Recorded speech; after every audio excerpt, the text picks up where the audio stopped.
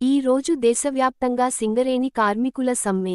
నరేంద్ర మోడీ ప్రభుత్వం తెచ్చిన 4 లేబర్ కోడ్లకు వ్యతిరేకంగా సింగరేణి కార్మికులు ఒక్కరోజు సమ్మె పాల్గొన్నారు.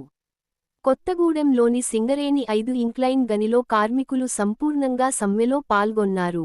4 లేబర్ కోడ్ల వెనుక కార్మికుల జీతాలు తగ్గింపు, పని భద్రత, పర్మినెంట్ వ్యవస్థ ఉండదని సంఘాల ఏర్పాటు, పీఎఫ్ఈఎస్సీ లాంటివి ఉద్యోగ భద్రత పర్మినెంట్ వ్యవస్థ ఉండవని సమ్మెకి పిలుపునిచ్చారు. ఎన్నో త్యాగాలతో సాధించుకున్న 49 లేబరు చట్టాలను నరేంద్ర మోడీ ప్రభుత్వం రద్దుచేసి 4 లేబర్ కోడ్లుగా చేసిందని, దీంతో కార్మికుల హక్కులు మొత్తం కాలరాయపడుతున్నదని దేశవ్యాప్తంగా సమ్మె కి కార్మిక సంఘాల జేఏసీ పిలుపునిచ్చారు.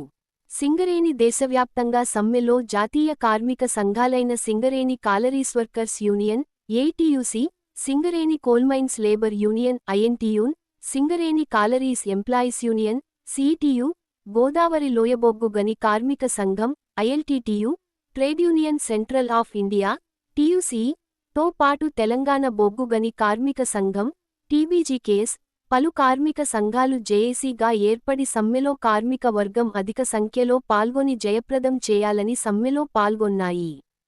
కార్మిక సంఘాలకు అనుబంధంగా ఉన్న కాంట్రాక్టు కార్మిక సంఘాలు సైతం ఈ సమ్మెలో పాల్గొన్నారు.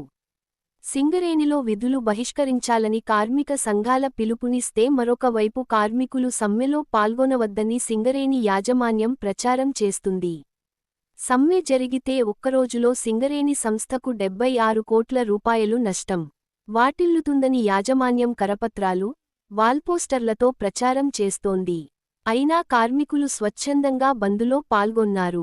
సింగరేణి సంస్థ యాజమాన్యానికి వచ్చే ఈ నష్టంలో కార్మికులు వేతనాల రూపంలో 13.07 కోట్ల రూపాయలు నష్టపోతారని, అదేవిధంగా ఒక్కరోజు సమ్మెతో 1.92 లక్షలు టన్నుల బొగ్గు ఉత్పత్తి నిలిచిపోతుందని యాజమాన్యం ప్రకటించింది.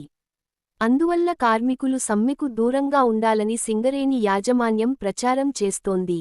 సమ్మెతో ఈ ఆర్థిక సంవత్సరంలో నిర్దేశించిన బొగ్గు ఉత్పత్తికి అంతరాయం ఏర్పడుతుందని, అందువల్ల కార్మికులు సంస్థ ప్రయోజనాలను దృష్టిలో ఉంచుకొని సమ్మెకు దూరంగా ఉండాలని సింగరేణి యాజమాన్యం కోరుతుంది.